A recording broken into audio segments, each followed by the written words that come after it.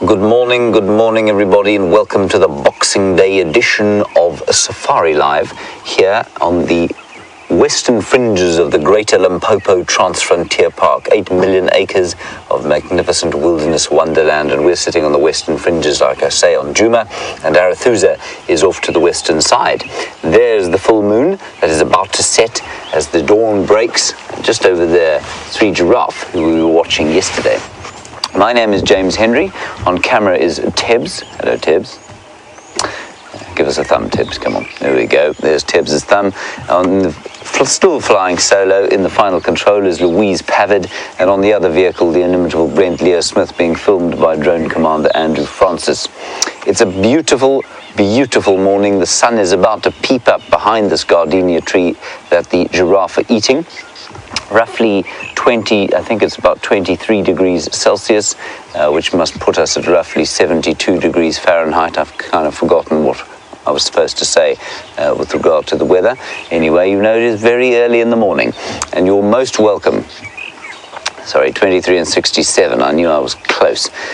And we are live, as you can hear, and please do talk to us. Hashtag Safari Live if you want to tweet, like the black-headed oriole that's tweeting above us, and questions at WildEarthTV if you want to talk to us on the email. We're going to sit here for a little bit longer with these giraffe, and eventually when the sun peeps up, we'll head off towards the hyena den. I think Nat.Geo Smith is going to see if he can follow up on Karula, who was seen yesterday, of course, with a steenbok kill. And Brent reckoned that steenbok kill was untouched, and that's because she's probably been supping on small impala. And the story with these giraffe is quite interesting. Yesterday evening, Andrew and I found them on round about here, probably no more than 50 meters from where we're standing now. And the male was definitely showing some interest in the very attractive sort of redhead version of the giraffe that is behind this gardenia tree. I'll move just now to show her to you. And she's walking around with her calf. She also seemed to indicate that she was an estrus by almost sort of, when he approached her, she urinated almost on his feet. And that would indicate that she might be an estrus. And he certainly was showing a lot of interest. And there's no other reason for a male to hang around a female like this, and as she is about to come into estrus. Although the courtship displays and courtship process that giraffe go through seem to be torturously slow.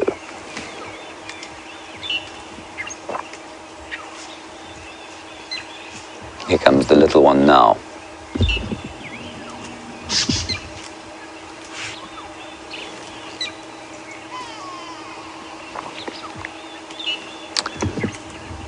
Hello, Alyssa. And this is one of the great things about Safari Live, of course, is that we learn about new cultures from all over the world all the time. I said happy Boxing Day, and Alyssa wants to know what I mean by that.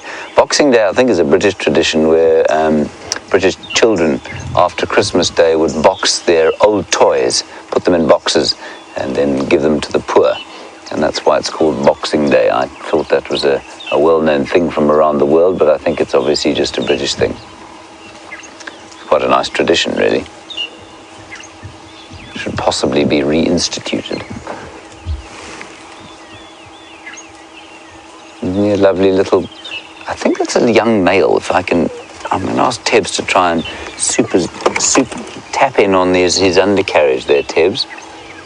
Yeah, that's a young male. And what's interesting is that the giraffe bull here, I mean, he almost looked like he was trying to mount the young calf yesterday, and that was very odd to see indeed. And I think it was simply a function of the fact that the little one is so close to his mother, and his mother's obviously putting out the pheromones that indicate estrus, and that's driving this bull into a giraffe version of a frenzy, which means he moves a little bit faster than slow motion. He's a magnificent fellow. It's a very good-looking family, this really kind of a chocolate box, perfect little family.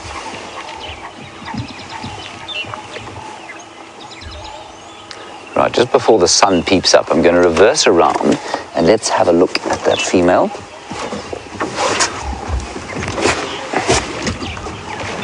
The redhead. while we're doing that, Brent Leo Smith, of course, has managed to find the leopard. That's great news. Let's head across to him, and I'll try and reposition here, and we'll probably stay with these giraffes for a bit longer. See you shortly. So with the sun not even appearing over the horizon to the east, we're with Karula, the queen of Djuma, who is lying close to where she has that steenbok in a tree, looking very content with life. My name is Brent Leo Smith. I have Andrew Francis on camera with me this morning, and on screen we have the queen of Djuma, with a very full belly. Looks like she's eaten more than half that carcass. And now she's resting and sleeping off her Christmas dinner. So guys, we do apologize, and we have an open game drive mic again. Morning, officer. I think Karula's still sitting on the phone. Or anything, so, but her hearing is far superior to mine.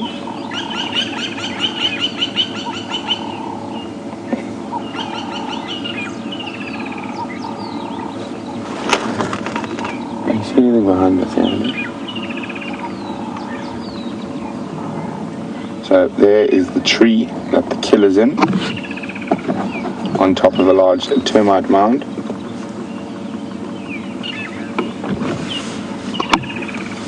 But I can't see anything that she might have heard. Maybe she heard something in the distance.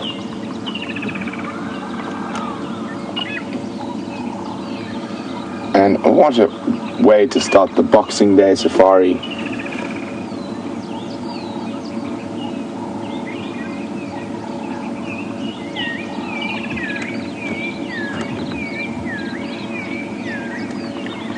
Looks like she's lying in a little shallow depression made by elephants that is helping ease her very full belly.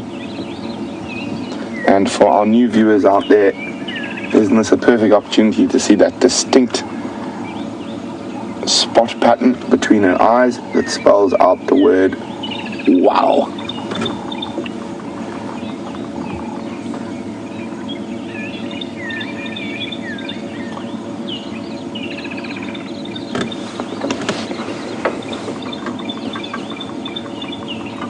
So I don't think she's going to move at all for the next little bit.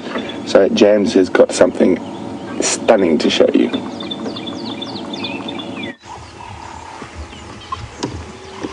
Look at that, everybody. We just thought we'd quickly bring you across here to see that the dawn has broken, the sun has risen, and there's just a glorious golden light now covering the landscape from that massive, massive African sun. Isn't that just stunning? And whatever, I'm not sure of the atmospheric conditions through which that sun is shining, but it just is an enormous blazing ball this morning. Stunning.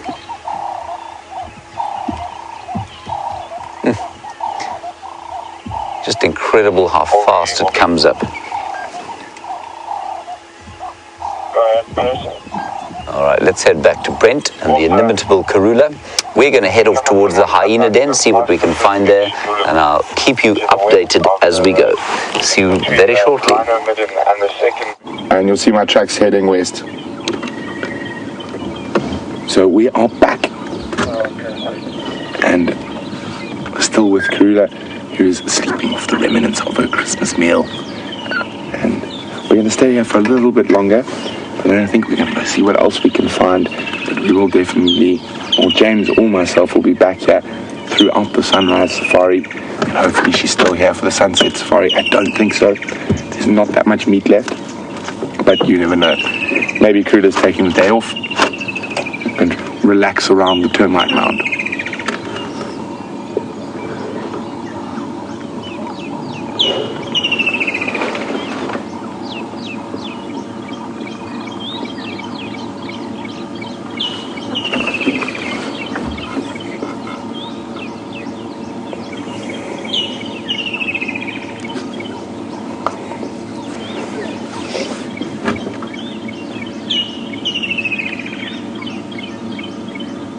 So we have a lovely comment from Sierra, who's 14 years old. She says, wow, Karula is beautiful, and I love her nose. Sarah, I agree with you wholeheartedly. She is an absolutely stunning animal, even when she's sleeping. And being a big cat, she does quite a lot of that. Leopards will probably sleep between 15 and 20 hours a day. Not as much as lions, but with a full belly like this,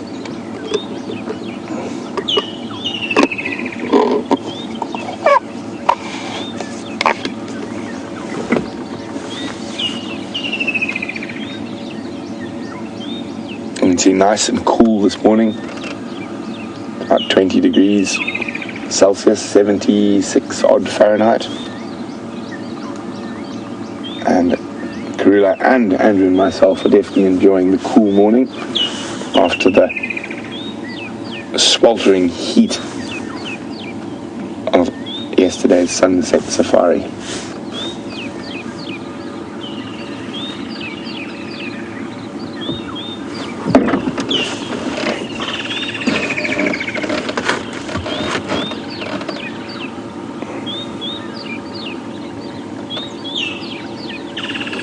There you can see the sun coming up through the Combretum woodland, and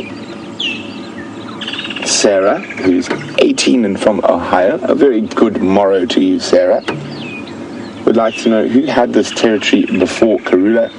Was it her mother? Does she have any siblings?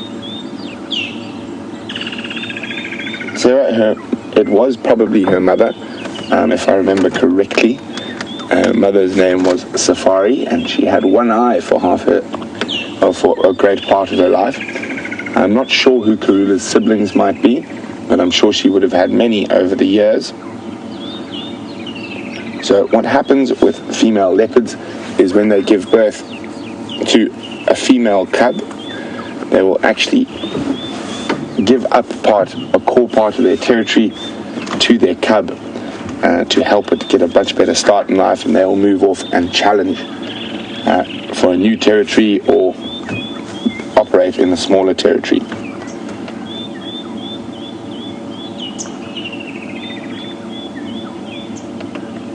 And female leopard cubs become independent of their mothers far sooner than males. Sometimes males can hang around for about 2 years, sometimes a little bit over 2 years with mom, whereas female cubs are generally independent by a year and a half, sometimes even as young as 12 months, a year on the dot.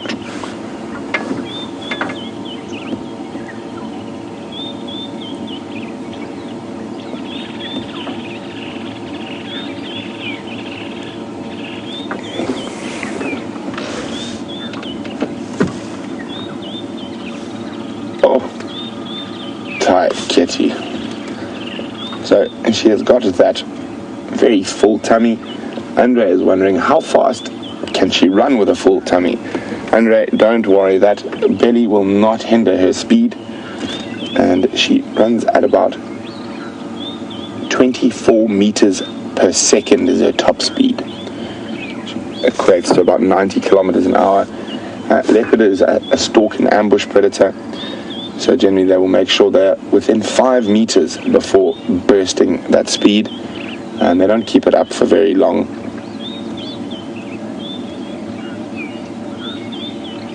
And you can see it is flicking already. The biting flies are out even in this cool morning. Fortunately for Andrew and myself, they're focused on Karula and leaving us alone for the moment.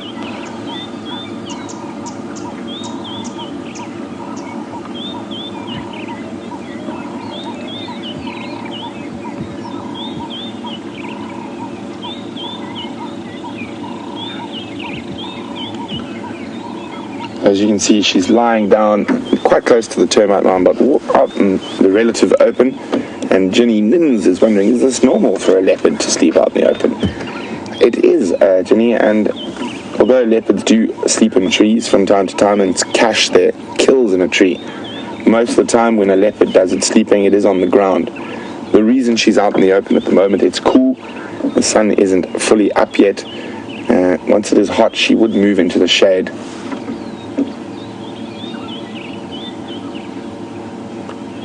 And that's the reason we go on safaris at the time we do.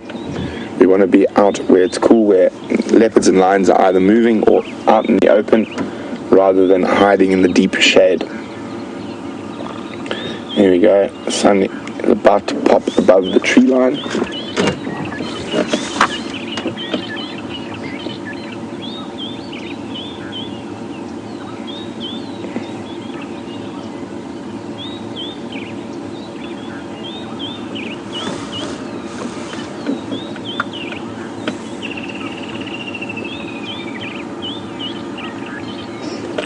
For those of you who missed the sunset Christmas safari, Karula already looked quite full when we found her, and then came back to this termite mound that had a full steenbok that hadn't been fed on in the tree. Now there's less than half a steenbok, and during the night she's managed to munch through the majority of her Christmas dinner, which is in that tree behind us. A little bit later we will show you what remains of the carcass.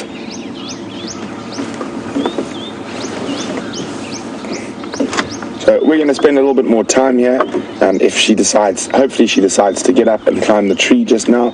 But in the meantime, let's go have a look at what Commander Bond has got.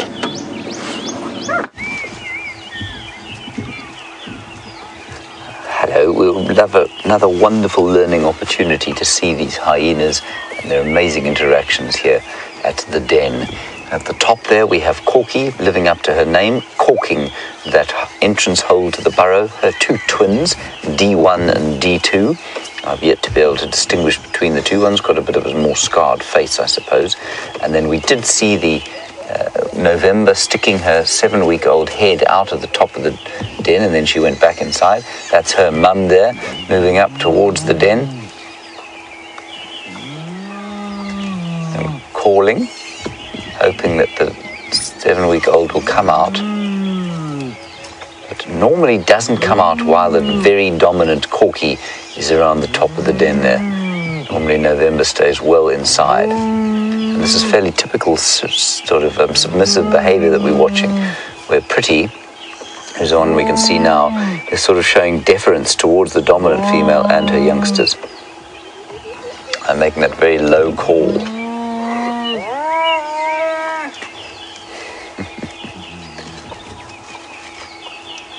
They're just marking with her anal gland.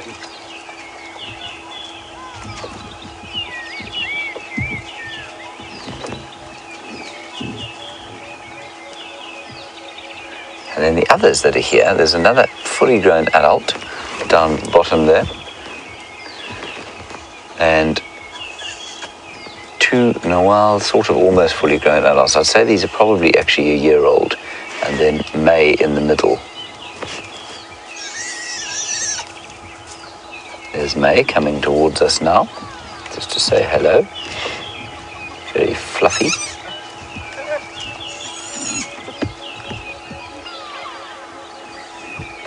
She's very sweet.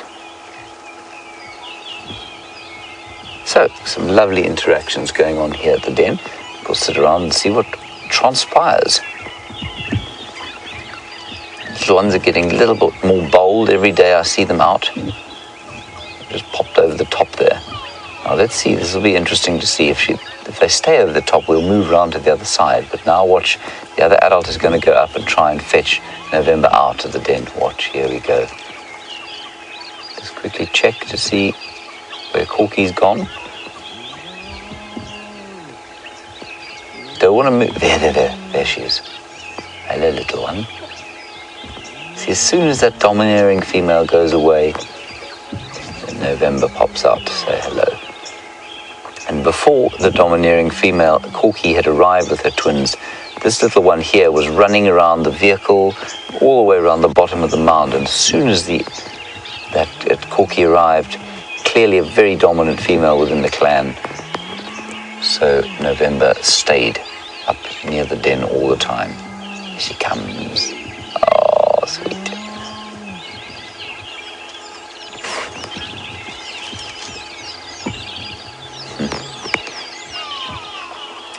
Now, Whitney, you're on Twitter. We're obviously sitting here in the golden light of the dawn, and you want to know if the hyena cubs are more active at night. I would say not, Whitney, and that's because I think that the adults are less here at night. I think they're probably off doing most of their foraging during the night time, and so is when the adults are not here. Look at this little one here. This is a year-old hyena, I think. And then the isn't that great?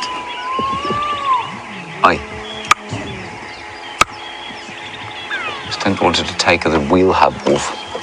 They can take off the oil caps and then it's a disaster.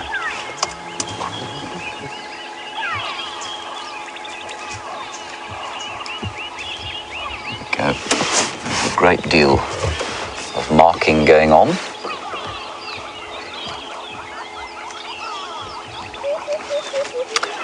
I think these hyena are in very good condition, but Margaret, you reckon it looks like they've eaten recently? I don't think last night.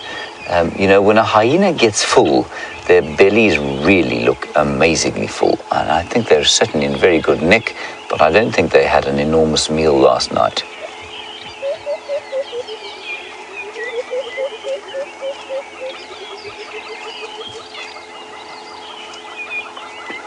Just amazing to me how clear and how obvious that dominance hierarchy is now.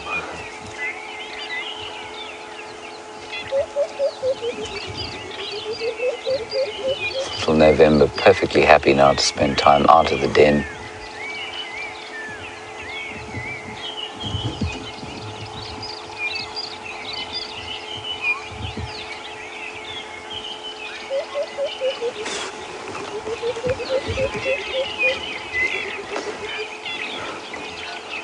So Marla and Smiles, you say that November's getting spots already. Yes, she started getting spots about 2 weeks ago. She would have started a bit earlier, but they became noticeable about 2 weeks ago. And you're right, every day that we see her, those spots seem to get a little bit more. But still, she won't come out and spend too much time while Corky is around. You can see her still quite nervous. Now, what's going on here, of course, is that is marking with the anal gland. Hyenas have an anal gland that they use to mark sticks and tufts of grass with. And Pretty, the less dominant mother, was doing a bit of a marking there as well. And so this young adult is marking in the same place. And now we see the dominance hierarchy again. So Pretty, obviously a little bit more dominant than that one that just marked, and also interestingly May is now sort of play fighting with that young adult, and May wouldn't do that, wouldn't have had the confidence to sort of run down and sort of playfully attack the young adult if she too wasn't more dominant. And hyenas, of course, inherit the position in the hierarchy from their mothers. So I think that's the young adult is quite a subordinate one. And I think May comes from a fairly senior lineage, if not from the matriarch.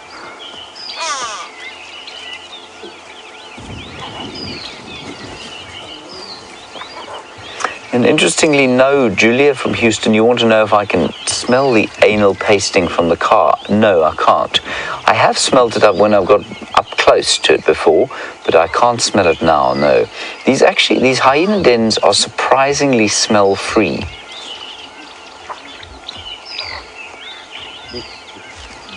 You'd expect that they've been here for normally 6 or 7 weeks now in this one den.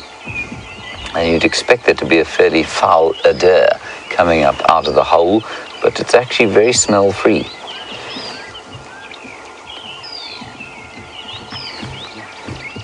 That's just a greeting ritual that you're watching there.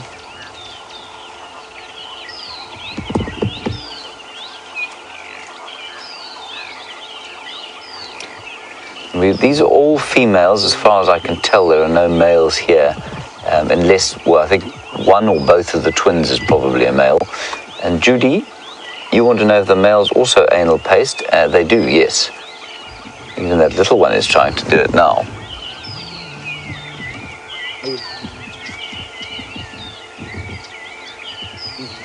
See, walking over and sniffing the same tuft of grass, tail cocked up.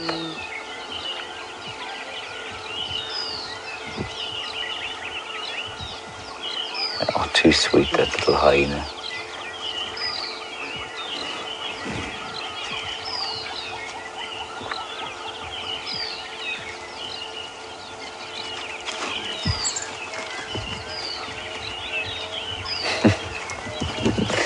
Hello, Bree on Twitter. You want to know if I've ever had a negative reaction from an adult hyena when I've tried to stop the cub from, or the sort of slightly older cubs, from chewing at the car and biting off the oil caps on the vehicles. Is that anal pasting going on again? No, Bree, I haven't. The adults are generally very tolerant, and the order of things is that if there's ever any threat, the adults will just walk away and the cubs will go into the hole. So they don't bother to try and sort of, here we go, some interesting dominance behavior here. That's a very, very subdominant female, that. Now I can smell it. Can you smell anything, Ted? Yes, we can actually smell it. They've been marking that piece of grass so sort of studiously for the last little while, and there is a bit of a smell. It's certainly not something you'd want to put in your aftershave. I'm just trying to, it basically smells pretty sewage-like, to be honest.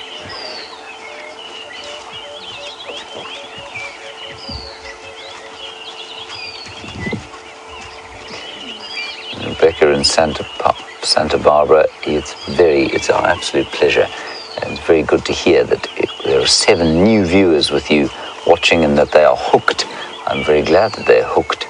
That is something of a soap opera playing out here at the Hyena Den, and so we'll hope to bring you more of that over the coming weeks. So you can see that one to the far left, now walking sort of off to the left-hand side, is definitely a subdominant female.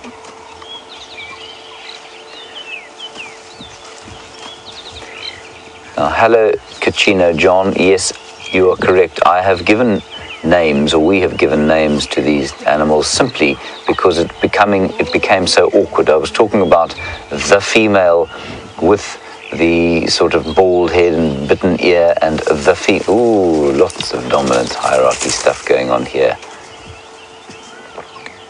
And then we were talking about the 7-week-old cub who then became the 8-week-old cub, and then the 7-month-old, the 6-month-old cub who became the 7-month-old cub, and it all just became rather complex. And so what we did, Kachino John, was to name them, other than the 2 main adults here, we named them after the month in which they were born. So we've got the fluffy cub, which is now 7 and a bit months old. She's called May because she was born in May. We've got 2 Februaries. We can just call them F1 and F2, but I don't know which, I don't know which is which. I can't tell the difference. And then we've got November, who is the soon-to-be 8-week-old cub. And then we have December 1 and December 2, D1 and D2, the 2 cubs born now probably 3 or 4 weeks ago, 3 weeks ago. So Kachino John has got everything just to do with the fact that it was becoming so complicated to try and tell people what was going on.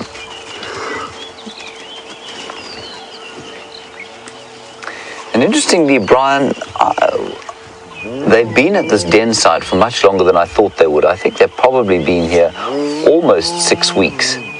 Certainly, they were here during the big cat week, and they were here for at least a week or 2 before the big cat week. So quite a long time, and it wouldn't surprise me if they did move fairly soon. All right, we're going to sit here for a while and just see what unfolds. Let's head back across to Brent. Oh, quickly before we do that. Here are the twins coming. And sometimes these little dominance displays can escalate into something quite unpleasant, as we saw about 3 weeks ago, where one of the hyenas was nearly killed by, we think, her own clan mates. All right, let's head back across to Brent. Leo Smith, he's sitting with Karula, see what she has to say to us. I'll see you shortly. So we've just popped around. Karula is still a flat cat on the other side of this tree and termite mound, just to show you the remnants of the steenbok. There we go, you can see she's eaten more than half of it already. And from what we can see there, it looks like the front half is remaining.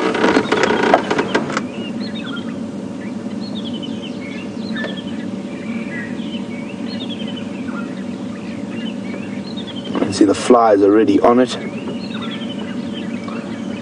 Look at all the flies roosting around on the branches around there.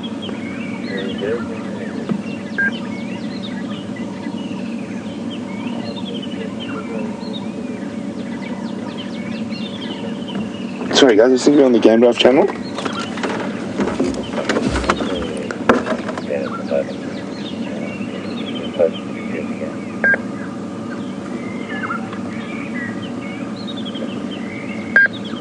Sorry, just listening to an update. Nothing that concerns us too much. But Aubrey is on the other side of the termite mound with Karula. So we're not gonna pop across there just now. She is still a flat cat. I was hoping she might move and climb up this milkberry.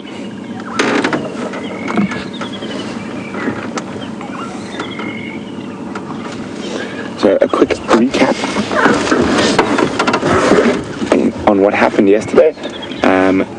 So we were lucky enough to see 2 leopards on drive yesterday, Karula being the second, and she's killed an adult steenbok. But she had a full belly before she started feeding, so I think she might have maybe killed a baby impala or 2, and as well as a steenbok. So a very successful Christmas day for Karula. It's such a beautiful morning.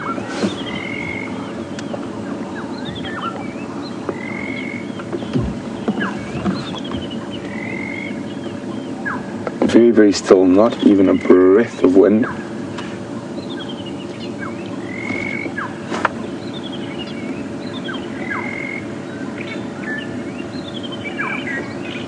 Lovely cloud formations up in the sky. Very high clouds called cirrus.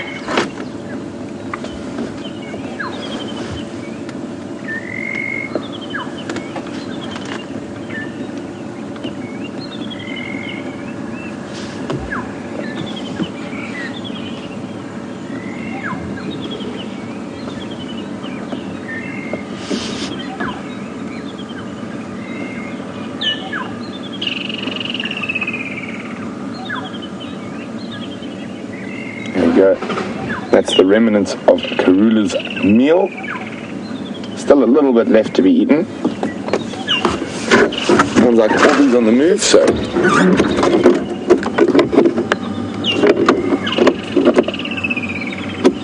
or maybe Karula is. Let's just stand by her a second. If she's on the move, we're exactly where we want to be, because she's going to climb up the tree towards us.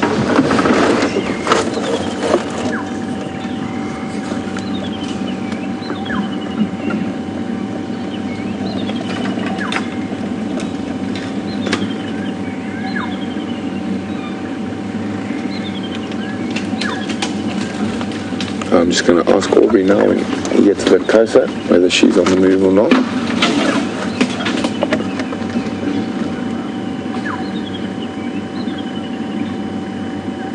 I think she is, just judging by the way he's moving his vehicle. So you just, Andrew, really think it's going to be the best to get her. She's going to come up there like that, and then get a little bit further back if she's on the move.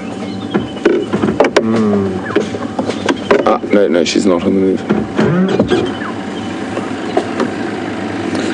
So let's head back to where she's sleeping.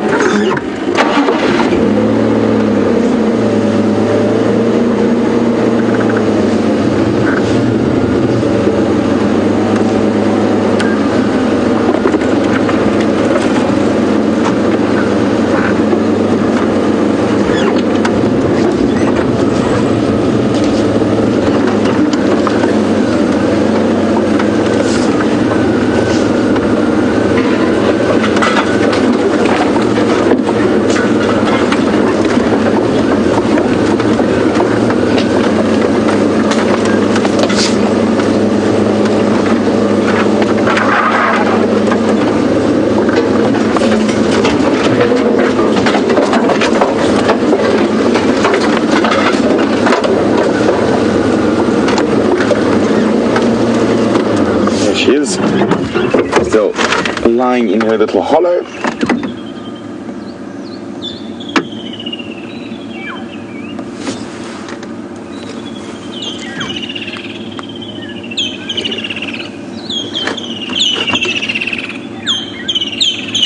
Yeah, the woodland's kingfishers are breaking the dawn with their chorus.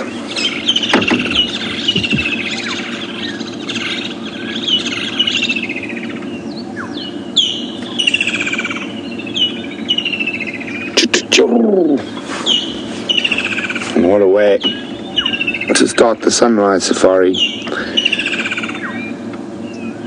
With Karula doing what most people like to do at this time of the morning, sleep.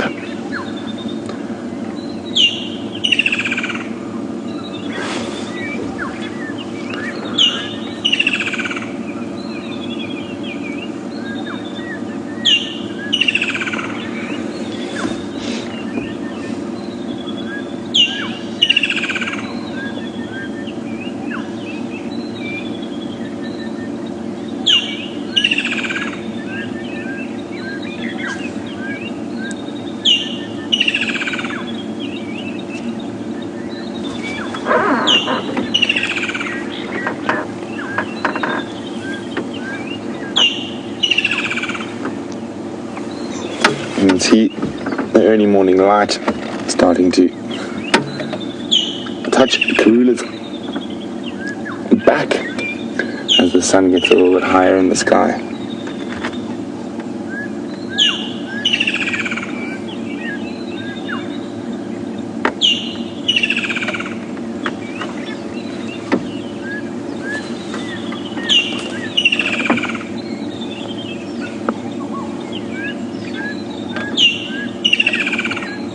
Even though she is sleeping, if you notice, her ears are still on alert, and will move every now and then, just pick up the different sounds that are around.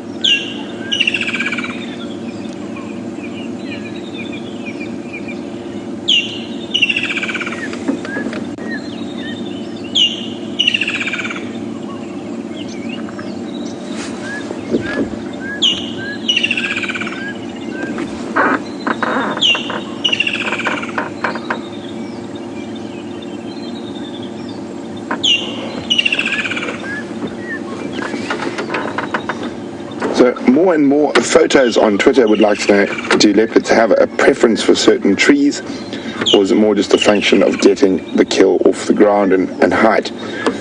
Well, they do, and generally the trees that are easier to climb, specifically when carrying a load, like a steenbok,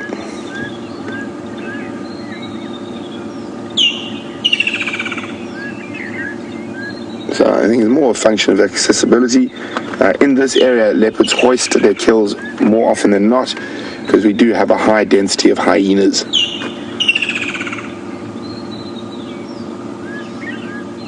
There we go, you can see that wonderful morning light. Oh, but off to James was probably one of the best looking little creatures here at Djuma.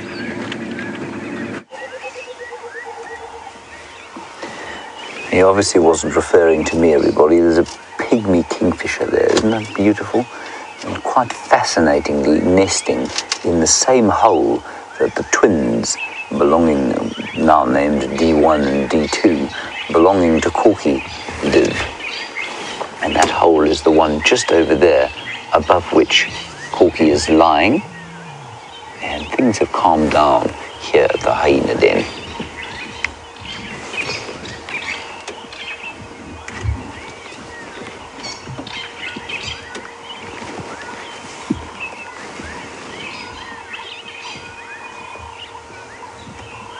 That sort of dominance display that was going on seems to have been sorted out. The hierarchy is re-established. And of course the hierarchy amongst hyenas is fascinating because it doesn't seem to be challenged that often. In fact, it's very seldom. And so if you're born into a low-ranking kind of a piece of the hierarchy, unfortunately that's where you will remain. It's not like you can sort of challenge for a better position in the clan. You inherit your mother's status, and that just seems to remain the same until you die. Look, now the kingfisher's right above the hole. Let's see if she doesn't go in. They nest in banks or in termite mounds like this, so they'll go and excavate a little hole in the roof of the termite mound. Isn't that the most stunning little bird? And the hyenas seem to be completely tolerant of it.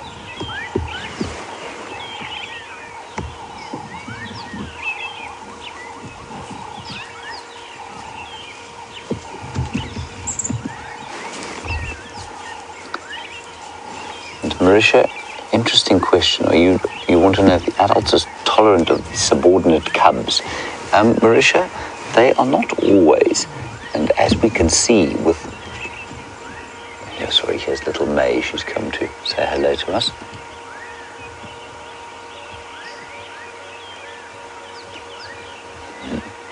So Marissa, as you can see, Corky is intolerant of Pretty's cub, November. November, of course, belongs to Pretty, and Pretty is clearly subordinate to Corky. And when Corky's around, November will not come out of that hole. So they're not particularly tolerant of lower-ranking females' cubs.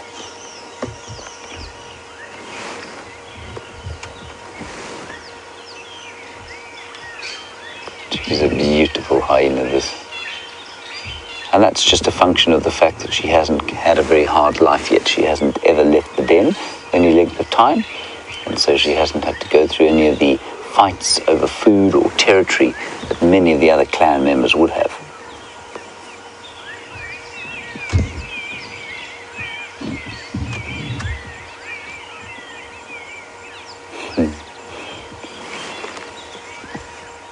She's looking at some kind of disturbance to the other side of us, but I don't know what that is.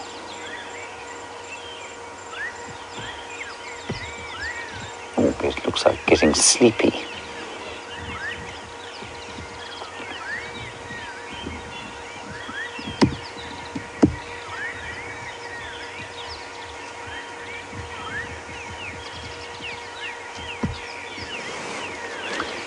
Shannon, I forget exactly which event you are referring to, but you say once on drive I was driving along looking for a flower, and when I found it, I said it smelled like something had died.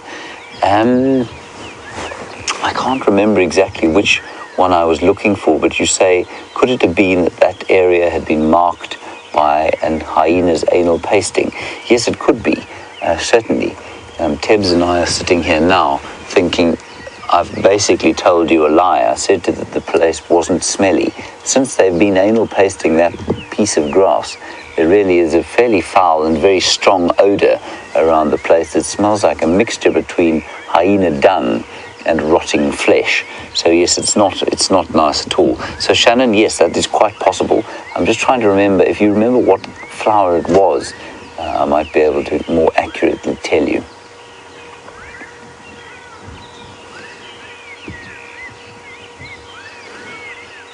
It's very peaceful now, and a lot louder, the dawn chorus this morning. Here's this kingfisher again, sitting right above us. You just see it silhouetted against the lovely sky.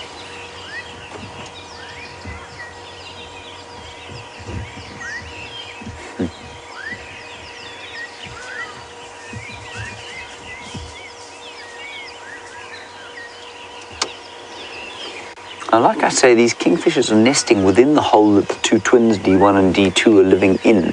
And T. van Wyk, you want to know if I think that they will succeed in breeding given that they're sharing their home with four-legged creatures? I think they will, you know. I mean, I don't know why they'd still be here if there was any kind of threat. So I think absolutely it seems to be completely normal for them to be in the termite mound with the hyenas. And, you know, it probably provides a level of security. Their main threats, I suppose, would be monitor lizards and perhaps snakes, and even mongoose coming into the mound and stealing the chicks out of the nest, badgers as well. What else would do it? Now, those are probably the main ones. But with the hyenas here, perhaps the hyenas don't bother because they're so small, and the chicks will be even smaller. And so perhaps the hyenas actually provide a sort of security detail for the nest. Maybe they've actually chosen to be in a mound with the hyenas. I'm not sure of any other records of it happening. I'll have a little look on my bird app just now and see if there are any records of it. But certainly it would seem to me, there are hundreds and hundreds of termite mounds out here with lots of holes in them, most of them not occupied by hyenas. So the fact that they've chosen this one, I think, is quite telling.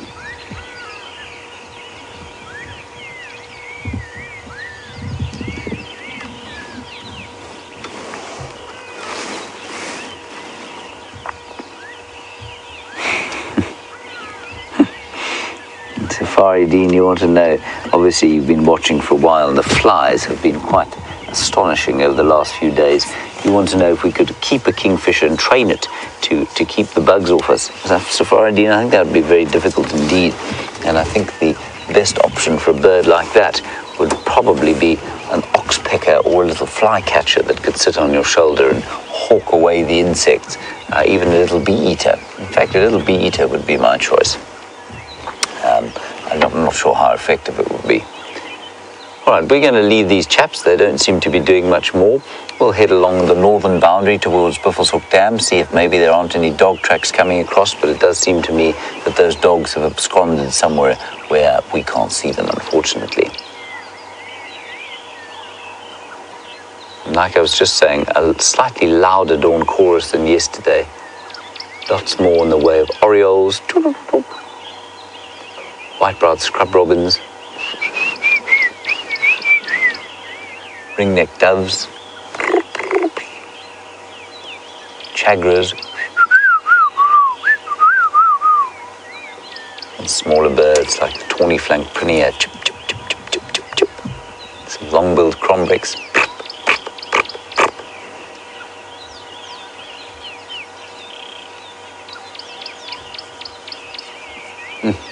Beautiful. Oh, and I'll just quickly play you the call of the pygmy kingfisher. You want to know if they have a call like the other kingfishers, like those woodland kingfishers. And Margaret, they don't. They've got a much more subtle call. The woodland kingfisher is about as subtle as a jackhammer. I'll play you the call of the pygmy kingfisher.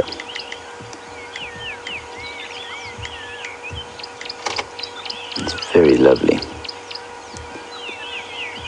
This is it here. You hear that very subtle sound?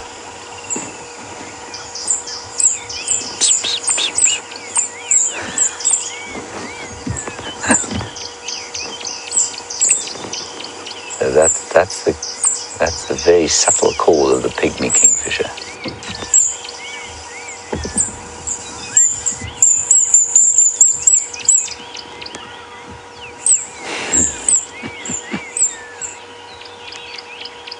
Difficult to hear, actually. If you're not watching the bird calling, it's difficult to hear. All right, let's head out of here. Good night, hyenas. Enjoy your respite, your Boxing Day snooze. I think we'll probably have to link across to Brent if we can, simply because we can't start the car until we've turned the camera off. This is one of the foibles of Rusty, of course. So let's head back across to Brent Leo Smith, and I will see you shortly. So as you can see, the queen is still resting, not having moved much of a muscle since you were last here.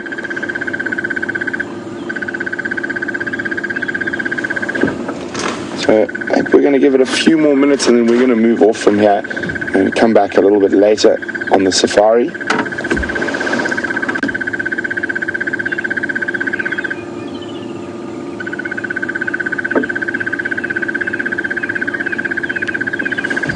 Not much movement at all.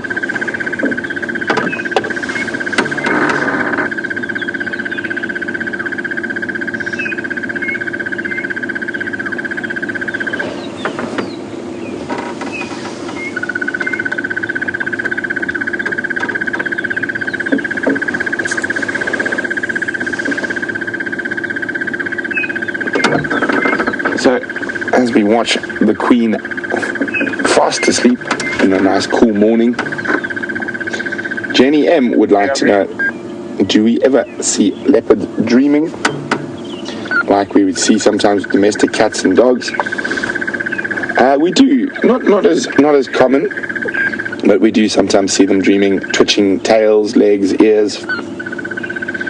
It seems to be more common in younger animals than older animals.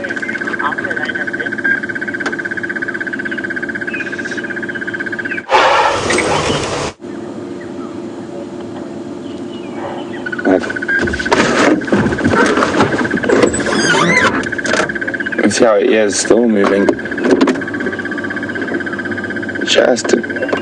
She is still aware of what's happening around her. But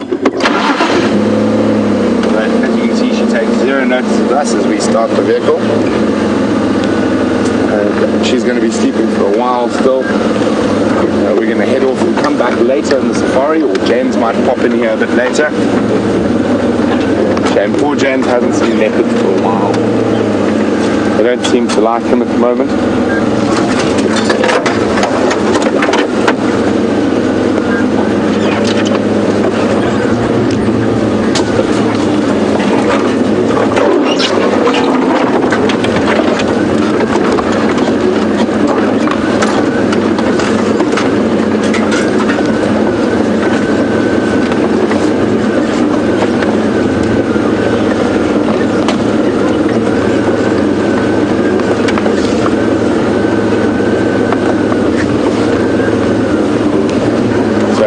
Good morrow to Anne and Tristan in Texas on last night's sunset safari. Tristan has asked me how many spots does a leopard have? So I said, Tristan, I am not sure. Why don't you take a screenshot and try count them? And Anne's just letting me know that Tristan had some difficulty with this and also with staying awake. So Anne, hopefully that helped you get him down for the evening. And Tristan eventually decided a leopard has the exact right amount of spots. So well done to you guys, and thanks for letting me know how the leopard spot counting went.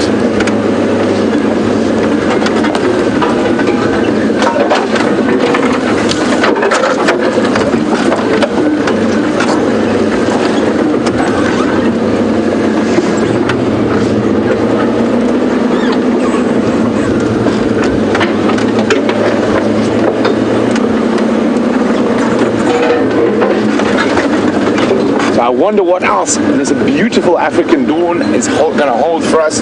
We definitely will be back with Karula, but let's go see if there's any other wonderful creatures out and about on this cool morning.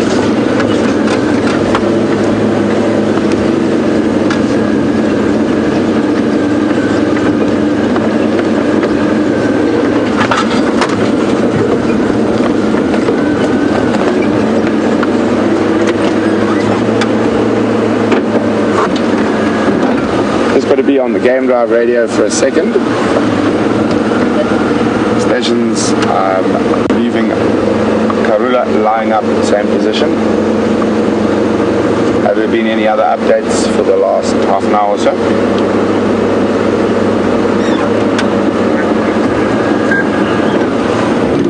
Lovely, thanks, Ed. Okay, so no other updates while we've been with the Queen. Just as we make our way away from that carcass and Karula, Jeffrey in Austin, Texas would like to know, will the carcass affect the tree either positively or negatively? Is there any benefit, or is there any way it can harm the tree? Jeffrey, no, not at all. It's just basically sitting in the tree.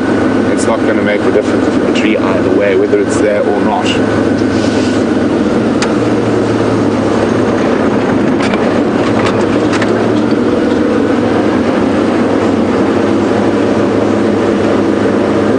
Meander past the treehouse waterhole. See what's happening there.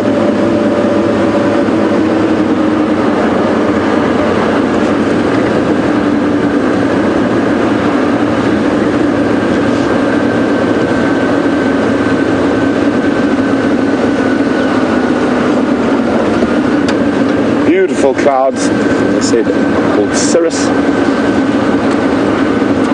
High, very high clouds. Will mostly be made up of ice.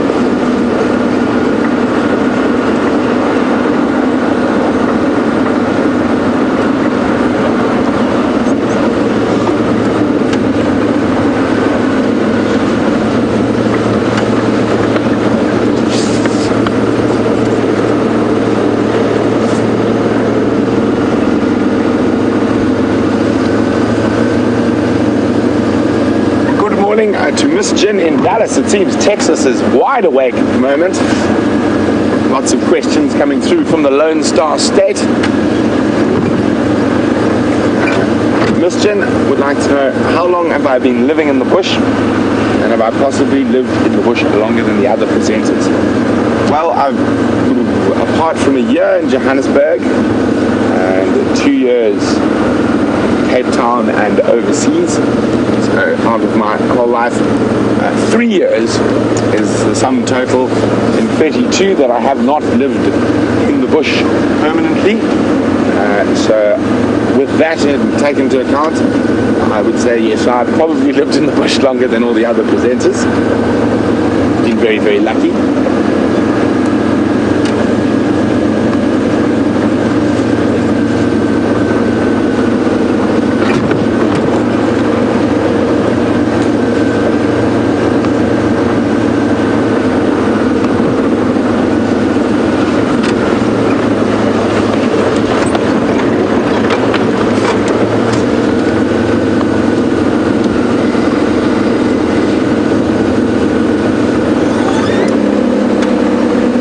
Thank you, Bill.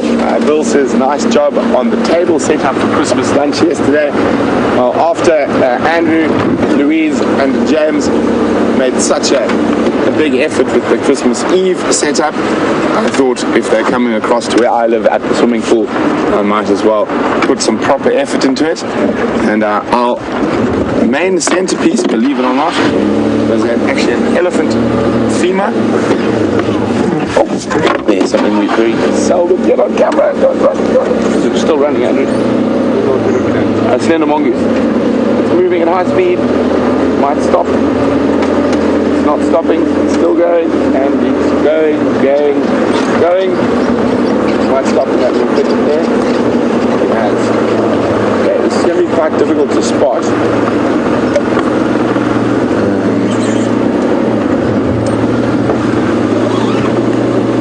But it is one of the mammals we often see, but you guys don't get to see it with us because they're very quick. Just frame up on there because it might run from in there. I think it's going already. Okay, base of the marula tree, coming this way. You got him. And it's the thicket there. Okay. Saw a little flash. It's got a very distinctive black tail.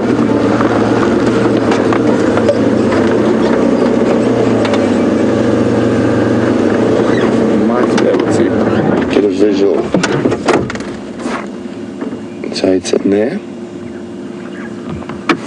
And zoom in. It's hiding in the thick there. Might just pick him up as he decides to move along.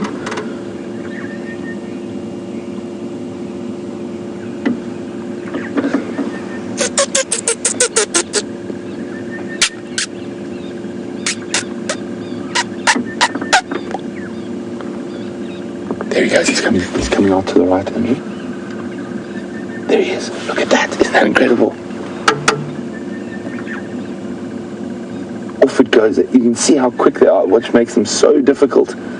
Now these guys are ferocious hunters. I've even seen them up the trees trying to catch squirrels. Where's he gone? There you go, he's on the move again. Squirrels, Franklin. Look at that. And you can see that black tip to the tail is very distinct with the slender mongoose, and see how he's foraging, and they forage at high speed, as you can see. And quite often when we hear squirrels alarm calling, and we go check to see if it's a leopard, it's often these little guys that might be hunting the squirrels. So I was actually tracking Shadow the one day, and all of a sudden I saw the slender mongoose high in a marula tree, which I'd never seen before, trying to grab a squirrel, and it just disappeared down towards the thick bush there. Well done, great camera work, Andrew. And there's a mammal species we don't often get on camera, so this is definitely big. Started off as a rocking sunrise safari, Karula, hyenas, and a slender mongoose. So far, very predator focused. I wouldn't mind adding a lion or two to that predator focused morning.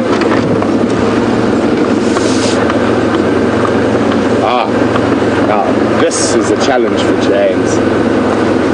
Let us try see who can find the most predators this morning. I think we are, well, James is, we're one up with the slender mongoose. We've had leopard and slender mongoose. James has had hyenas. So this is a far more specific mammal challenge. And let's keep it to mammalian predators. So could be lots of fun to look for the killers out there.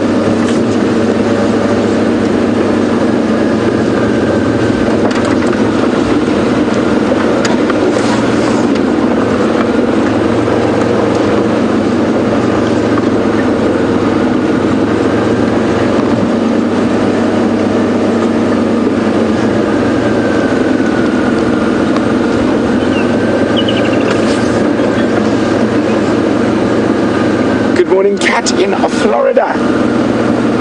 Cat says, what a wonderful sunrise safari so far. Giraffe, sunrise, leopard, hyena, slender mongoose. James and Brent rocking the sunrise safari. Thanks very much, Cat. We do appreciate it. And we shall take a bow. But it's not over yet. Still lots more out there to find.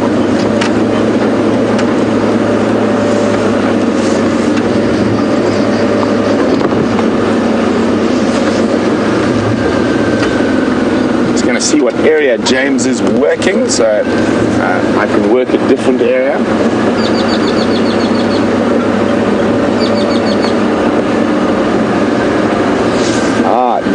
James would like to know whether we're doing carnivores or predators. That's a very interesting question. I think we should stick with carnivores. Carnivores is the challenge. I'm just going to call James quickly. James, engame moyen.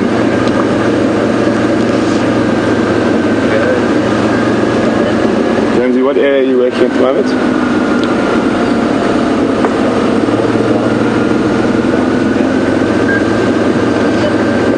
That'll be nice. I'm going to check down towards Twin Dams, Chillicap Line, see if possibly there's any sign of birds that are coming back.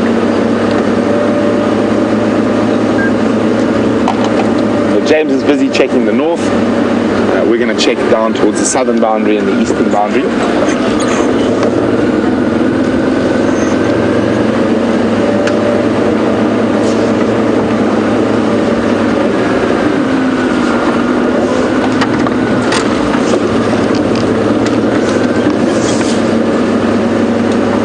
Sorry? Come on, Andrew.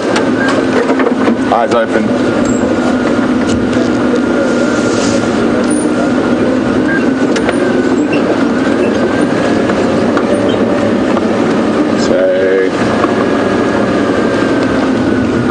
So if we're looking for carnivores,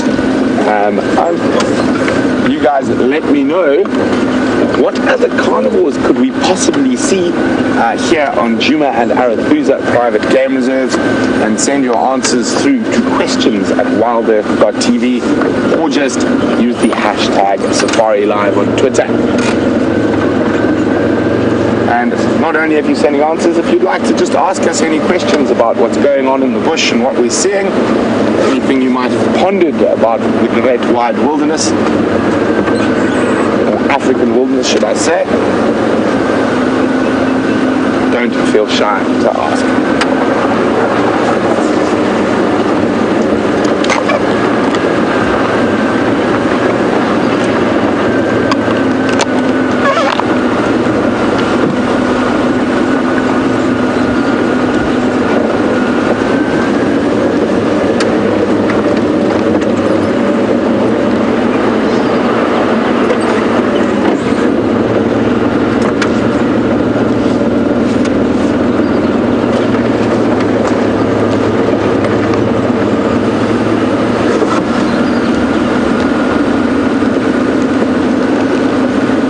little bit of cloud cover is keeping it wonderful and cool.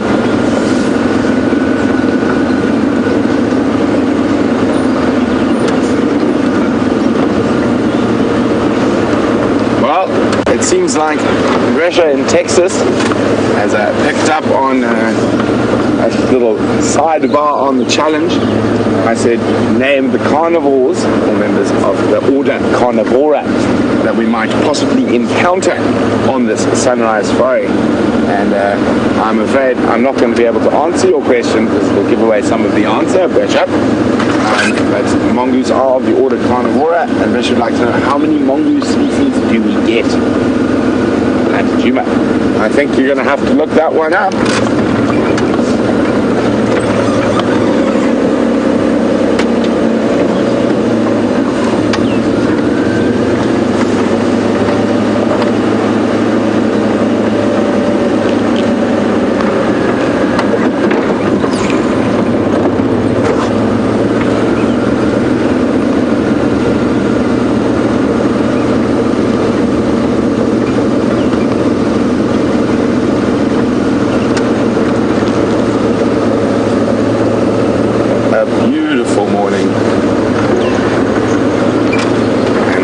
Really nice to have a little bit of respite from the heat.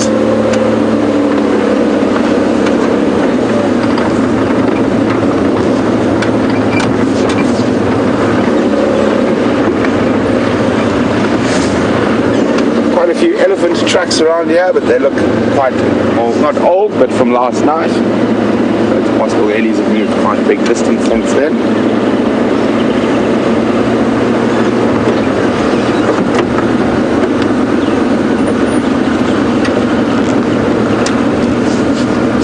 Let's go see what Commander Bond's got. And it's very large, almost as big as this Land Rover.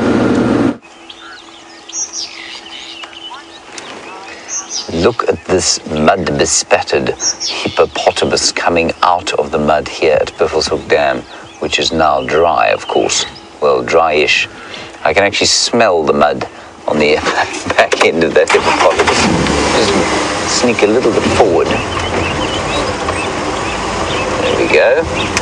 And he's just come way straight out of the middle of the dam there. And I'm not really sure why he came out. I think maybe he feels a little bit threatened because it's not proper water. He can't kind of go underneath it. It's just this great gloop of mud.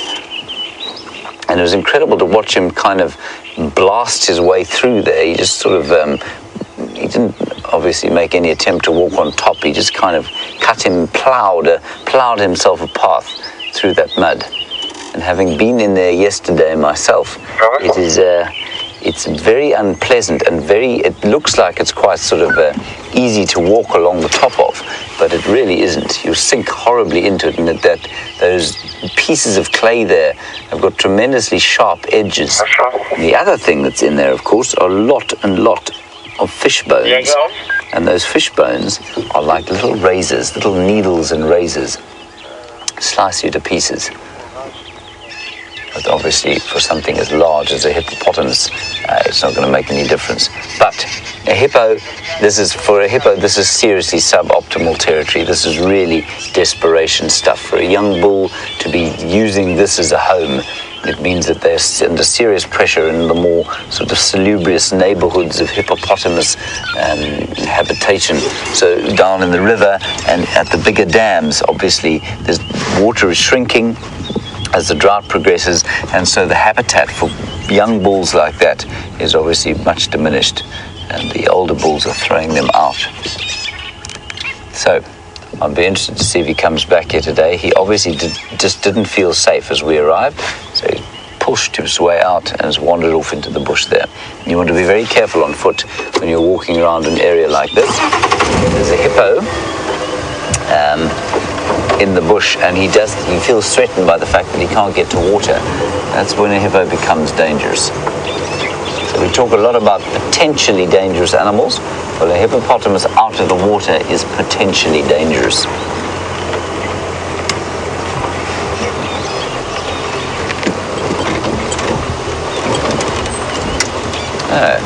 And Jeffrey in Texas, you just answered a question. I think it was Maurizio who wanted to know about the stink around about a place where I was trying to find a flower.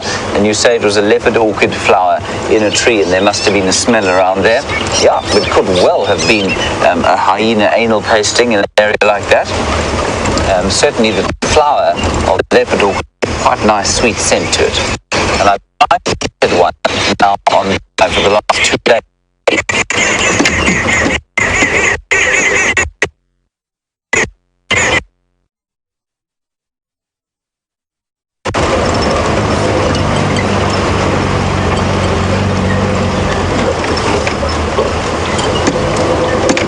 Sorry about that, we've just got to get through that. Signal is never good there. Now we've come to the other side of Buffelshoek Dam. We're going to be heading down towards the south, just to see what we can find. Now, Brent Leo Smith has issued another challenge. He likes to issue challenges, does old BLS, and that is to find the most number of mammalian carnivores. Now, originally he said the most number of predators, and of course that was not a strictly biologically clever thing to say, because strictly out here predators would constitute even herbivores. Remember that if you happen to be a piece of grass, a wildebeest constitutes a fearsome predator for you. And certainly when we talk about predation in a biological sense, we absolutely include anything that will eat anything else. And so, you know, it might be every leadwood tree has got a predator. From insects down to giraffe, and then even elephants could be considered predators. And then when we talk of carnivores, strictly we don't only mean meat eaters, because then we could include things like squirrels, or what else would be carnivorous? Squirrels, which are rodents, and they don't belong to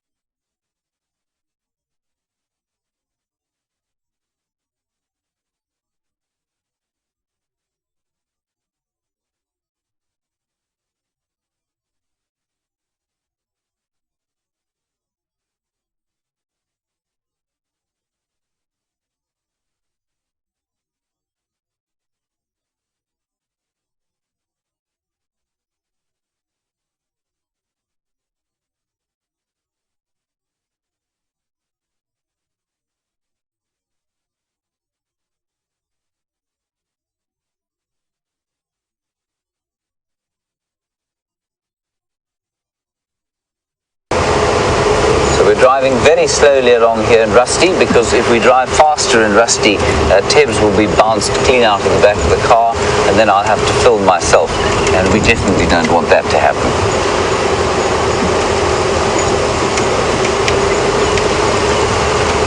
It's always good to drive at a sedate pace out here, though.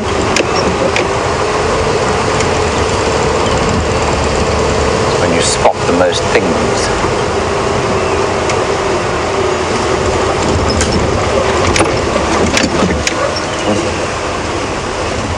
Chris Rogue, you reckon because Brent got a slender mongoose, I need to get a honey badger? Yeah, maybe. I have seen a honey badger exactly where we are now, actually. But they too don't seem to like to be around on camera very much. They're very camera shy. You see them and they just scuttle off into the bush.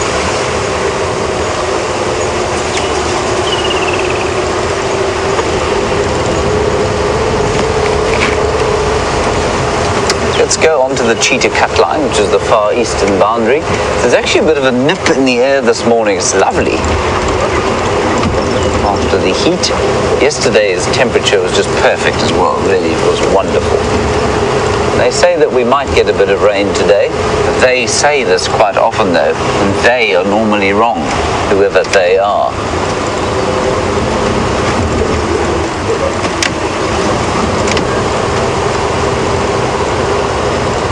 Hello, Michael Fleetwood on Twitter, and I'm afraid in the last few days we've had to do quite a lot of describing of the lions rather than showing them to you, and that's because they just haven't been using Djuma for the last little while.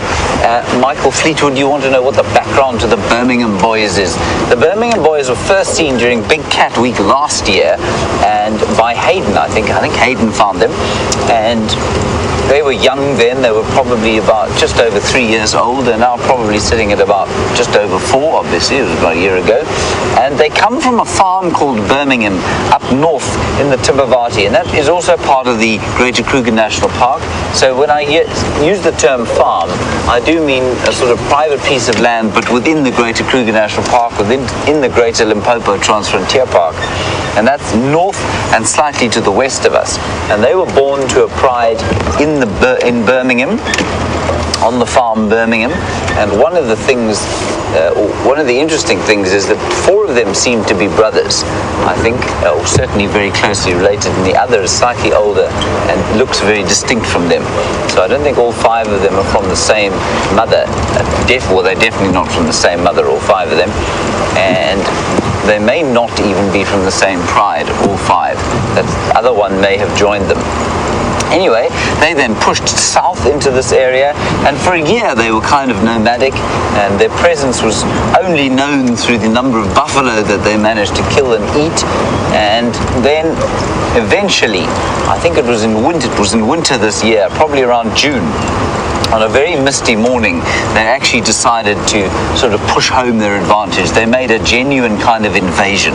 They came in out of the north, out of Buffelshoek, and they started roaring for the first time.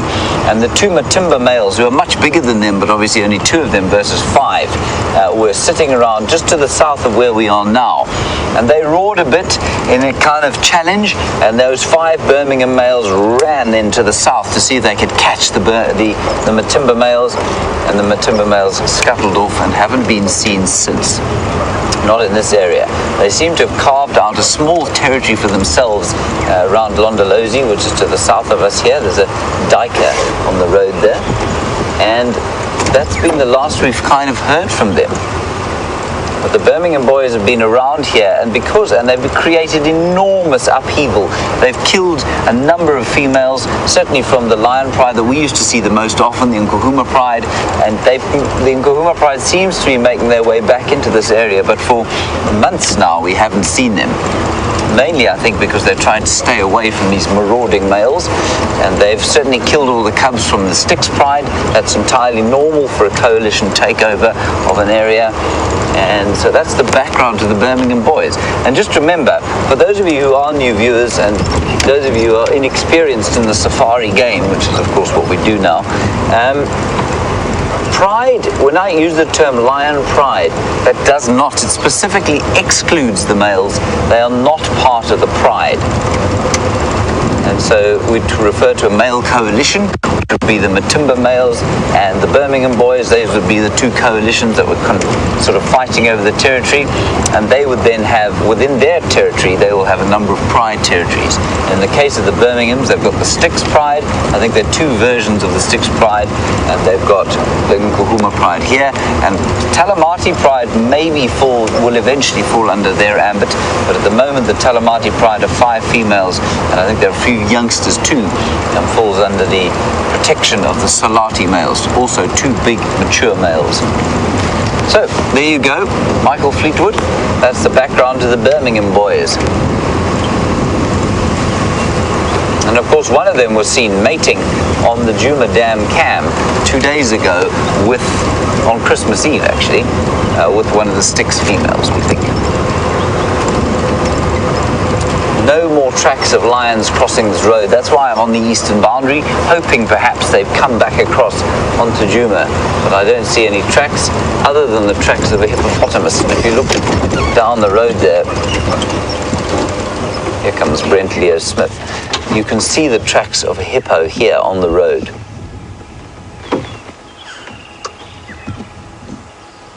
Also, old tracks of wild dogs. That's quite interesting. Tibbs, they're these sort of dog-like tracks. I'm not sure that the camera's going to pick them up, though.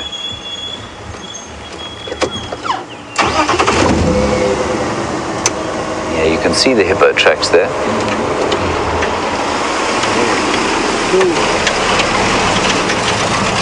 And there's the anti-poaching unit, who clearly has no appreciation of the need for television.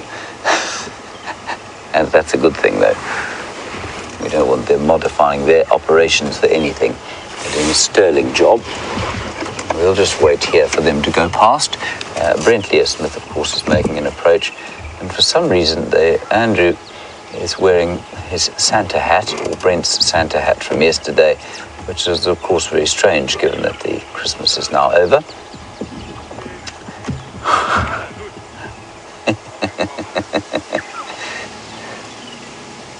So anti-poaching unit just looking after the rhino mainly. That's basically their function at the moment. I'm just going to wait for Brent to come up, and we'll get a plan from him as to what he's going to be up to, and we'll try and coordinate activities to find, well, whatever it is that Djuma has to offer at the moment. Unfortunately, like I say, no lion tracks seem to be coming across, which is, well, a little bit irksome to say the least. Hello. Hi, Brent. Hi, Jesse. Why has Andrew got his Santa hat on? I don't know. He tried to put it over everything in the car all day. It's very odd, really, isn't it? It is very odd. It is so odd. So interesting, there are 22 members of the Order Carnivora that can possibly occur here. Yeah, according to the distribution map, there's 24, but I've never heard of two of those species over in the Sabi Sands. Which are those two? The spotted-necked otter. Yes. And the Salu mongoose. Yes, unlikely we'll see either of those two here. Or another 20 of the Order Carnivora. Yes, quite. But we will try. Yes. Good luck. Okay. Yes, thank you. I'm not going to shake your hand. My hand is full of cuts and bruises. It's very soft. All okay, right. well, we're going to link across to Brent now. And have you linked already? I don't know. No, I don't think so. I don't know which camera's on. No, I think mine's my. Oh, now it's Anthony's camera. Right. So now we're back with me. If I push the button correctly. Oh, yeah. I think what's happened is the heat is playing havoc with the batteries. Oh no, it's Rust. Rusty is blocking my mobilizer. Okay. Bye guys. Good luck. I hope it's Rusty blocking the mobilizer, otherwise we're not moving at all. And oh dear.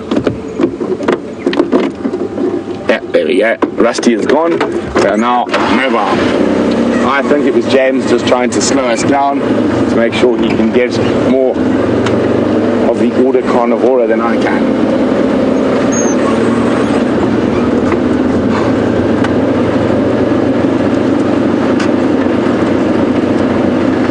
So there are 22 possibilities.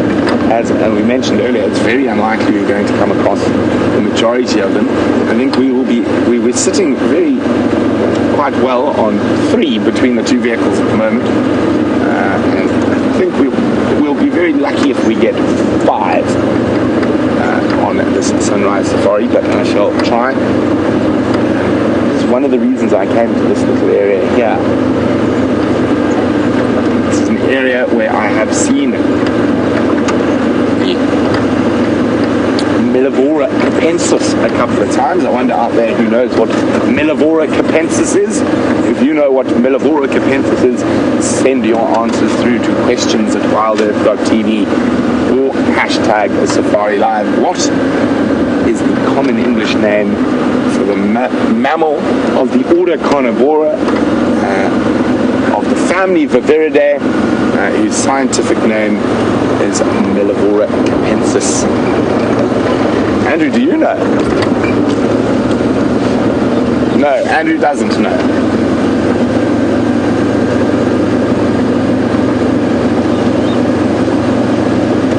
I've given you a few clues there. It falls under the family of Viveridae.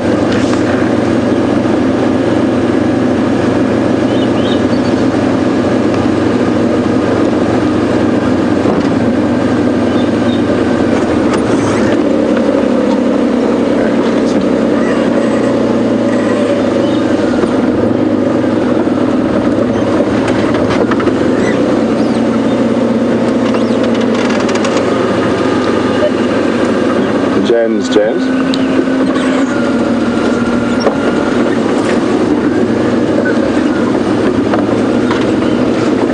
So guys, look at this. On top of my tracks from yesterday where I tracked the lions out, these lion tracks coming in.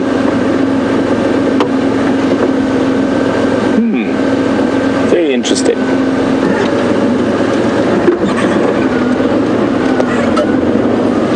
James.